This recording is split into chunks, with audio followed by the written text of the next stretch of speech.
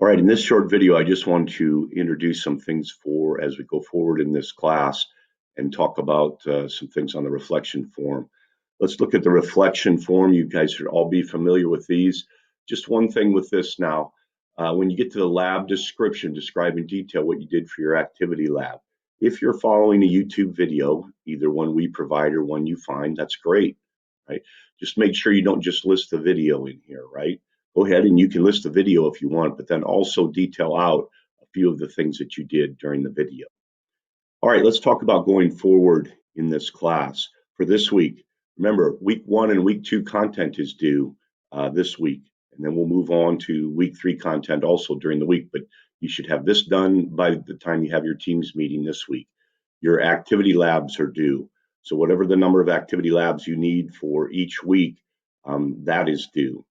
All right, in your grade book, right? Remember, if the assignment is completed and no further work is needed, I'll put a complete in your grade book. If you have an incomplete for an assignment in your grade book, you need to finish something, and the message will guide you and tell you what you need to finish. If you have a missing, obviously that means I have no response for the assignment, and the message will also tell you what to finish. So make sure you're catching up with the group. Remember, we're thinking about the class in week chunks. So each week you should have what's due for the week if you don't want to fall behind. Okay, this is new now. For after May 15th, so that's roughly 3 weeks from now, if a student has met all of the requirements, that's 5 weeks of the class, all activity labs are completed, all weekly content is completed, and that means you would have completed on all your assignments in your grade book. Then credit would be earned for the quarter.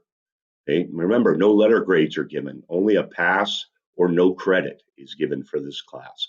If a P would be entered in your grade book after May 15th, if you are all completed with the requirements, and then no further work would be needed. No meeting for the teams meetings, no reflection forms, no content material would be needed if you have everything completed after May 15th.